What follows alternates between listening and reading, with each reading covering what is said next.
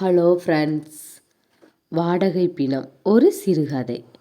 Daddy பூனை கொடுங்க, உங்கள் அசிஸ்டன்ட் டைரக்டர்கிட்ட நான் பேசுகிறேன். எனக்கா ஒரு நாள் நீங்கள் அட்ஜஸ்ட் பண்ணக்கூடாதா டாடி? சுஜி டைரக்டர் ஜேகே அவரிடம் இருந்து பூனை பறித்தாள். ஹலோ ராம் சார், இன்னைக்கு அப்பா ஷூட்டிங் வரமாட்டார், நீங்களே பார்த்துக்கங்க. 10 வருஷம் அப்பா கிட்ட வேலை பார்த்த சர்வீஸ் இருக்குல்ல, ஒரு நாள் நீங்களே ஷூட் பண்ண முடியாதா என்ன? சுஜி போனில் கடுக்கடுத்ததும் டைரக்டர் அவளிடம் இருந்து அதை பிடுங்கினார்.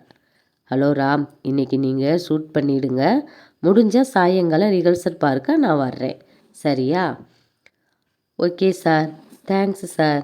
டெட் பாடிக்கு கூட ஏற்பாடு பண்ணிட்டேன் சார். மாச்சூரியில் எனக்கு ரொம்ப வேண்டிய ஃப்ரெண்டுவிடம் கேட்டிருக்கேன். இன்னைக்கு ஷூட்டிங் ஆக்சுவலாக 1-2 டெட் பாடி கிடைச்சா ரொம்ப ரியலாட்டிக்காக இருக்கும்னு டைரக்டர் நீங்கள் விரும்புகிறதா சொன்னேன் சார். நேற்று ராத்திரி ஒரு ஆக்சிடெண்ட் கேஸில் கொண்டு வந்து போட்ட ஒரு டெட் பாடி இருக்குது சார். அது அனாதா பிணமாக இருக்கான், யாரும் தேடி இது வரைக்கும் வரலையாம். ஷூட்டிங்க்கு வேணும்னா ஒரு 2 hours பின்கேட்டு வழியாக தெரியாமல் கொண்டு வந்து சேர்த்துட்டு ஷூட்டிங் முடிஞ்ச உடனேயே திரும்ப கொண்டு போய் சேர்த்துட்ட ஒத்துக்கிட்டாரு சார். ஆனால் என்ன 1000 ரூபாய் கேட்டிருக்காரு. கொடுக்க சொல்லிட்டேன் சார் ப்ரொடெக்ஷன் மேனேஜர்கிட்ட. Very good Ram. கட்டடம் வெடிகுண்டில் இடிஞ்சு விழுகிற மாதிரி தான் இந்த சீனு.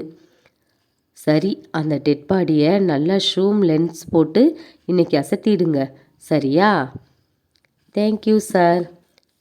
அப்பாடா, கிளம்புங்கப்பா, சீக்கிரம் குவிக்கா வாங்கப்பா.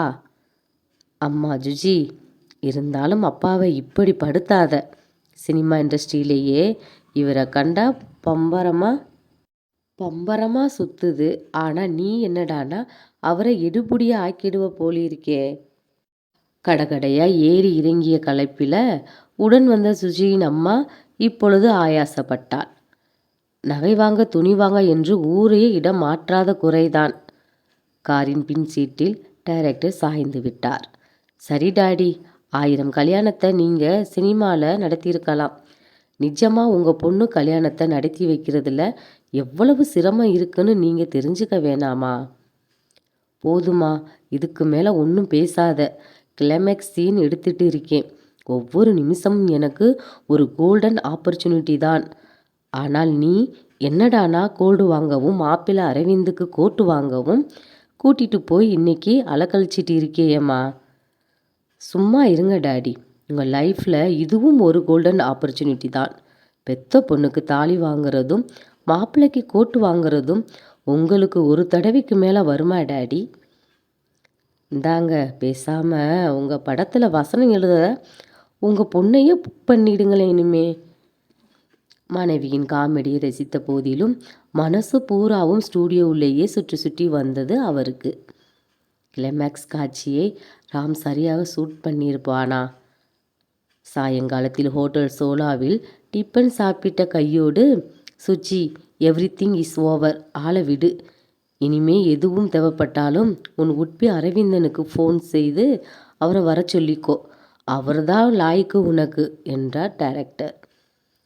போங்க டாடி, உங்களை மாதிரி இதுக்கெல்லாம் அலட்டிக்க மாட்டார் அவர். என்ன ஒன்று, உங்களை விட அவருக்கு கற்பனை வளம் ஜாஸ்தி. உலகத்தையே மறந்து திடீர்னு ரோட்டில் கனவு காண ஆரம்பிச்சிடுவார். கார் குலுங்க மூவரும் சிரித்து சென்றார்கள். சரி, நீயும் உங்கள் அம்மாவும் வீட்டுக்கு போங்க. நான் போய் இன்னைக்கு ஷூட்டிங்கை ரிஹர்சல் போட்டு பார்த்துட்டு வர்றேன்.